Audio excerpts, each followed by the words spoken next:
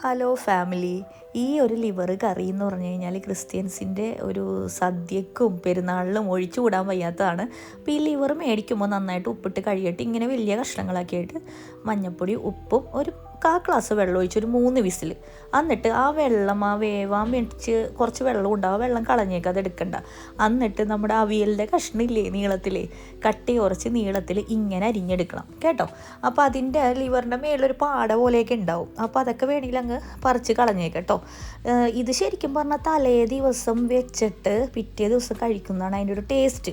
പിന്നെ അല്ലെങ്കിൽ വൈകുന്നേരമൊക്കെ വെച്ചിട്ട് രാത്രിയാകുമ്പോൾ എടുക്കണം കേട്ടോ.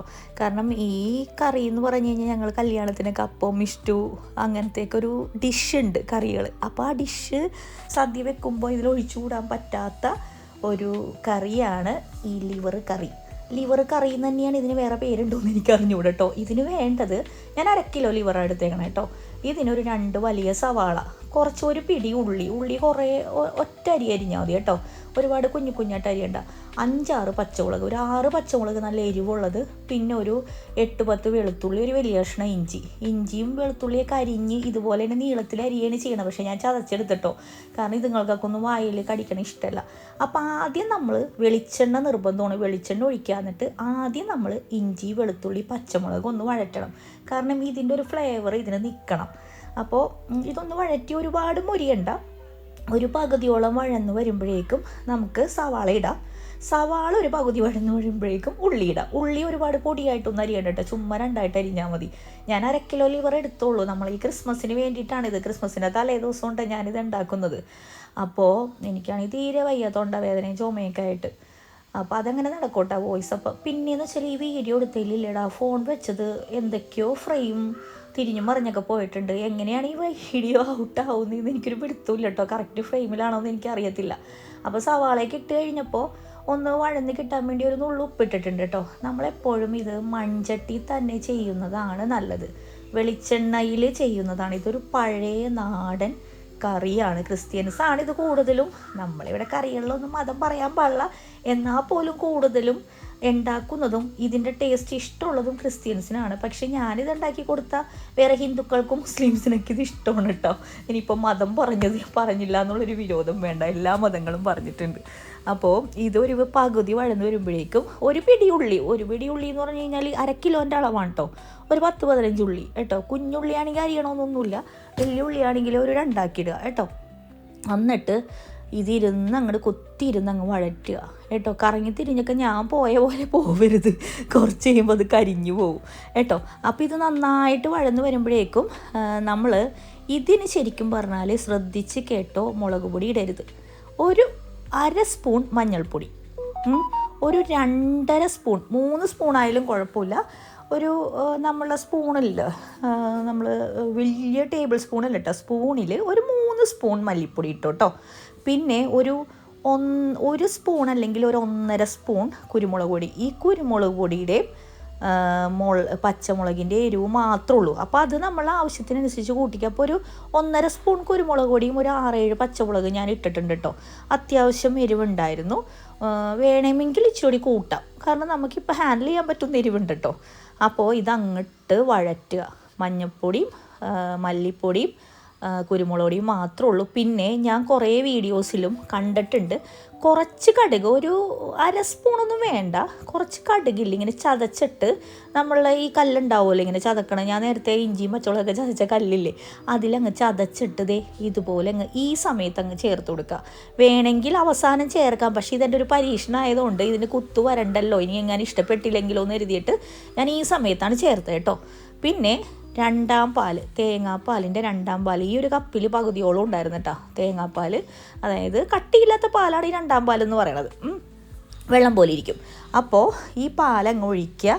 എന്നിട്ട് ഞാൻ ആ പാലങ്ങ് പൊക്കി ആർഭാടായിട്ട് ഒഴിച്ചപ്പോൾ ആ പ്രാന്തപ്രദേശങ്ങളിലെല്ലാം തെറിച്ചിടാം. അപ്പോൾ അതൊക്കെ ഒന്ന് തുടച്ചതാണ് കേട്ടോ. എന്നിട്ട് എന്ത് ചെയ്യണം, ഈ ലിവർ അങ്ങ് ഇടണം. ഒരുപാട് നേരിയതുമാകരുത്, കട്ടി ഒരുപാട് കുറഞ്ഞും പോകരുത്, ഒരുപാട് കൂടിയും പോകരുത്. നമ്മുടെ അവിയൽ കഷ്ണമൊക്കെ അരിയണ പോലെ വേണം കേട്ടോ. ഇതങ്ങ് ഇട്ട് കഴിഞ്ഞാൽ പിന്നിടേണ്ടത് ഉപ്പാണ്. അപ്പോൾ ഈ കരളിൽ നമ്മൾ ഉപ്പിട്ടാണ് വേവിച്ചത്, അപ്പോൾ അതൊരു ഓർമ്മ വേണം. അപ്പോൾ ഞാനപ്പോൾ എന്ത് ചെയ്തു, ഒരു 1 സ്പൂൺ ഉപ്പും കൂടി ചേർത്തുള്ളൂ. കാരണം ഇത് ഒരുവിധം തിളച്ച് വരുമ്പോഴാണ് നമുക്ക് ഉപ്പിൻ്റെ ഭാഗം അറിയാൻ പറ്റത്തുള്ളൂ. പിന്നെ ഇതിലെ മെയിൻ ഇൻഗ്രീഡിയൻ്റ് എന്ന് പറഞ്ഞു കഴിഞ്ഞാൽ വിനാഗിരിയാണ്. വിനാഗിരി, ചൊറുക്ക എന്നൊക്കെ പറയും.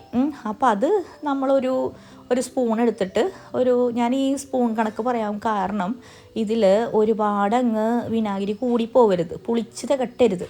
ഇപ്പോൾ വിന്താലും എരിവറച്ചിക്കൊക്കെ വിനാഗിരി ഇടണ വരെ ഇതിനും വിനാഗിരി വേണം. അപ്പോൾ എന്ത് ചെയ്യണമെന്ന് വെച്ചാൽ സാധാരണ സ്പൂണിൽ, ഒരുവിധം വലിപ്പമുള്ള സ്പൂണിൽ 2.5 സ്പൂൺ വിനാഗിരിയാണ് ഞാൻ ഒഴിച്ചത്. അപ്പോൾ ഇതെന്താ ചെയ്യേണ്ടതെന്ന് വെച്ചാൽ ഈ 2.5 സ്പൂൺ വിനാഗിരി മാത്രമേ ഞാൻ ഒഴിക്കുന്നുള്ളൂ. ഞാനപ്പോൾ എന്ന് വെച്ച് കഴിഞ്ഞാൽ രാത്രി ആകുമ്പോൾ ഒന്ന് ടേസ്റ്റ് നോക്കും, പിറ്റേ ദിവസം ആകുമ്പോഴും ഒന്ന് ടേസ്റ്റ് നോക്കും. അപ്പോൾ വിനാഗിരി ചെറുതായിട്ടൊരു പുളി, എവിടെയെങ്കിലും ഒരു പുളിപ്പ് വേണം. ഭയങ്കര പുളിയല്ല, ഒരു പുളി എവിടെയെങ്കിലും ആയിട്ട് വേണം.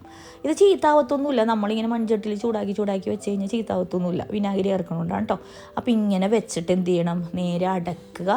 എന്നിട്ട് ഇതൊരു കുറുകിയ പാകമാവണ വരെ കുറഞ്ഞ തീയിൽ, വലിയ തീയിൽ ഇട്ടിട്ട് കുറഞ്ഞ തീയിൽ, കാരണം ഇത് മൺചട്ടി ആയതുകൊണ്ട് ഇങ്ങനെ തിളച്ചുകൊണ്ടേയിരിക്കും.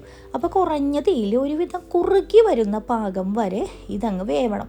അതായത് കരൾ നമ്മൾ 3 വിസിലടിച്ചാൽ മതി, ബാക്കിയുള്ള വേവാനൊന്നുമില്ല. എന്നാൽ പോലും ഇതൊന്ന് മൊത്തത്തിലൊന്ന് സെറ്റാവാൻ വേണ്ടിയിട്ട് നമ്മളിങ്ങനെ ഈ ഒരു കുറുകിയ പാകം കണ്ടോ. അപ്പോൾ എന്ത് ചെയ്തെന്ന് വെച്ചാൽ ഈ ഒരു പാകത്ത് വെച്ചിട്ട് ഞാനങ്ങ് ഗ്യാസ് ഓഫ് ചെയ്ത്. ഇത് നിങ്ങൾക്ക് വേണമെങ്കിൽ മാത്രം ചെയ്താൽ മതി. ഞാനിതിൽ നറുനെയ്യാണ് ഇടുന്നത്, നിങ്ങൾക്ക് വെളിച്ചെണ്ണ തന്നെ ഒഴിക്കാം.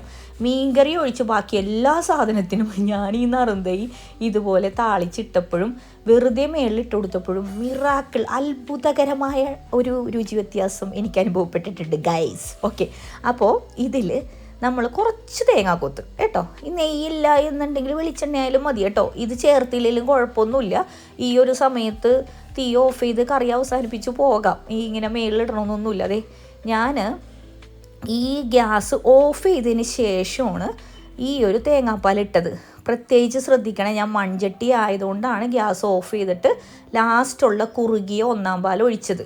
ഒരു 1/2 ഗ്ലാസ്സോളം ഉണ്ടാവും, കാരണം മൺചട്ടിക്ക് ഈ തിള വന്നുകൊണ്ടേയിരിക്കും കണ്ടോ. അല്ല സാധാരണ ചട്ടിയിലാണെങ്കിൽ നിങ്ങൾ ഈ 1-ാം പാൽ ചേർത്തിട്ട് ഒന്ന് തിള വരുമ്പോൾ ഓഫ് ചെയ്യുക. ലാസ്റ്റ് ഞാൻ ഇട്ടത് കുറച്ചുള്ളി, ഒരു 2-3 ഉള്ളിയും 2 പച്ചമുളകും വേപ്പിലയും കൂടി ഇട്ടു ഈ തേങ്ങാക്കൊത്തിൻ്റെ ഒപ്പം. കാരണം ഈ പച്ചമുളകിൻ്റെ ഫ്ലേവർ ലാസ്റ്റ് വരുന്നത് അടിപൊളിയാണ്. ഒരുപാട് മൊരിയിക്കരുത്, 2-3 ഇളക്കണം. കാരണം പച്ചമുളകിൻ്റെ ഫ്ലേവർ തീരെ കിടത്തിക്കളയരുത്.